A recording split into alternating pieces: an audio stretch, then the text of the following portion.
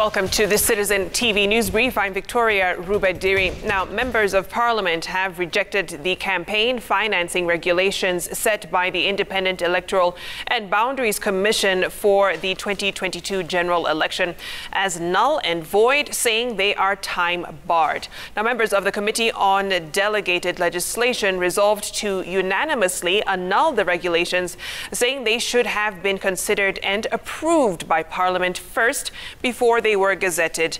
IEBC, who gazetted the spending restrictions on Monday, admitted that they had delayed but sought the committee's guidance on whether the existing laws could be amended. Our role in the Campaign Financing Act is also clearly spelled out, as Salome reads it out, and at no time did the Commission want to paint Parliament in bad light, and I just want that on record. That we had no such intention. We are simply performing our role as per the law. These draft regulations are also out of time and therefore cannot actually be with the purview of Parliament to consider. We therefore make a report to Parliament that even these regulations are now time barred. Limits that were set were supposed to have been treated as regulations as given under Section 29, and they are definitely null and void. Can't allow an illegality and constitutional provisions to find their way into our legal system. What was gazetted is good for the country going forward. And fortunately, the way it was done is what we call in law a nullity ad initio. I think IBC wanted to paint Parliament as the bad one. So they're acting out of time, and without even blinking their eyes, they want to push things to Parliament. And that is a mischief we were reading in the one publication gazettement, and actually gazetting without coming to Parliament for approval. Yeah. The death toll in Nakuru illicit brew tragedy has risen to 8. 3 more people succumbed after consuming the killer brew. Scores of other villagers have been admitted to hospitals suffering from different effects, including loss of sight. Well, villagers now want the government to resume operations to rid the village of illicit brew dens. The time for discussions and conversations is coming to an end. Sasa is time for action. Isn't it? Yes. Mara kutoa warning, hapana. Itafika sasa tuseme, tuvae gumboots, twende kwa watu ambao wanapika hivi. Tupambane nao directly. Because that is the only language they will understand. And the United States has issued a travel advisory against Kenya over COVID-19 surge and terrorism. The notice, the U.S. said its citizens should reconsider travel to Kenya because of the Centers for Disease Control and Prevention had issued a Level 3 travel health notice. Now in June, the CDC issued a Level 2 travel health notice for Kenya due to COVID-19 and to the moderate level of COVID-19 in the country. Advisories had warned Americans to reconsider visiting Nairobi, neighborhoods of Eastleigh and Kibera due to crime and kidnapping. They have also warned their citizens not to visit Kenya-Somalia border and some coastal areas due to terrorism fears.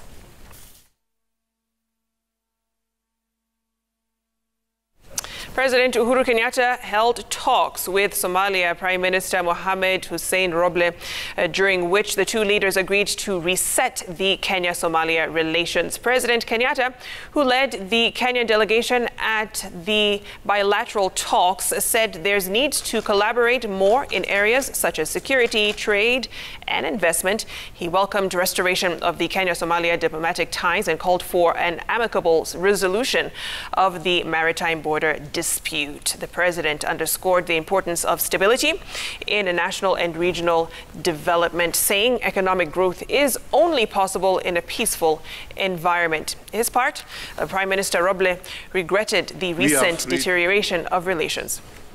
But it is God who chooses for you your neighbor.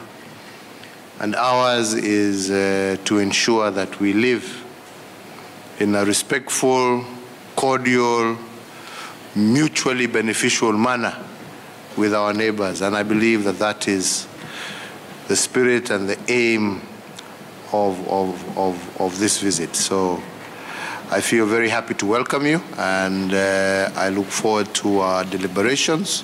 Mine is to say you are warmly welcome to your second home. Transport was disrupted this morning on the Nairobi-Mombasa highway at Bangladesh area of JUMWA as residents protested against water scarcity. Now, the residents blocked the road using containers, saying that the cartels had taken over the water supply. The police were forced to use tear gas to disperse the protesters.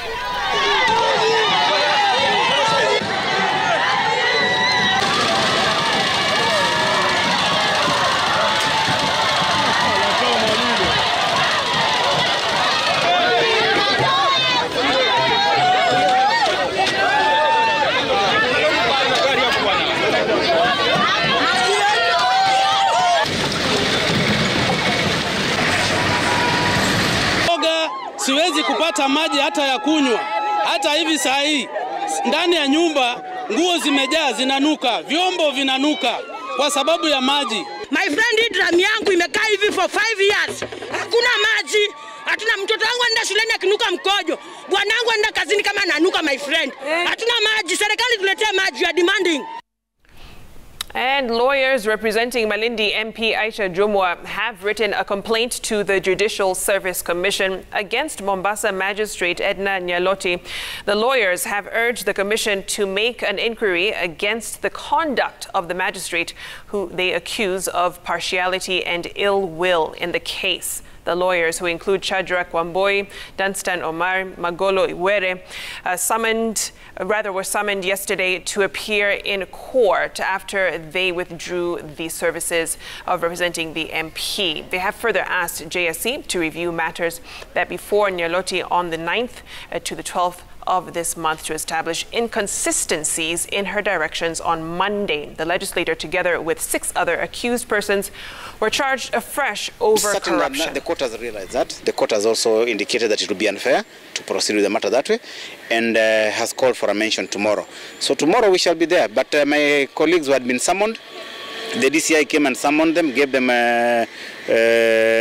summons like they were some kind of crooks or criminals.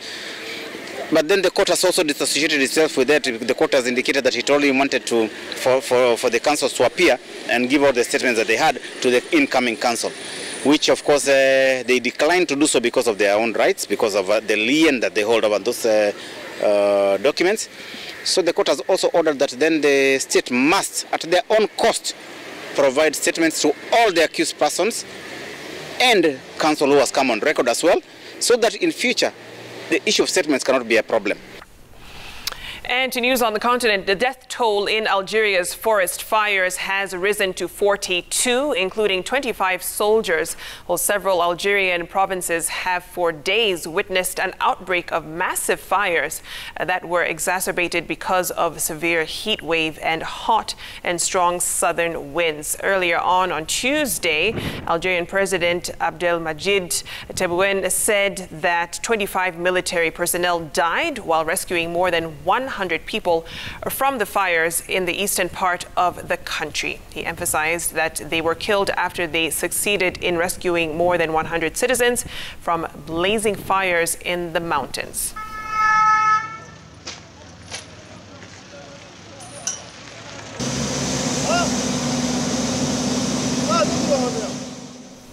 And Ethiopia's government has urged citizens to join the fight against resurgent Tigrayan forces, now pushing beyond their own region.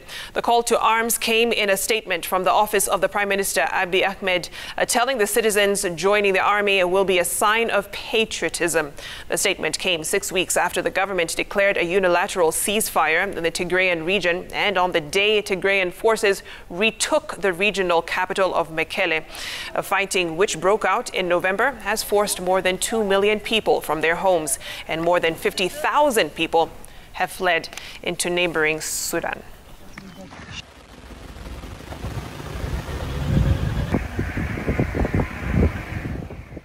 And in sports, Olympic marathon champion Eliud Kipchoge arrived back in the country at midnight after his triumphant run at the Tokyo Games 3 days ago.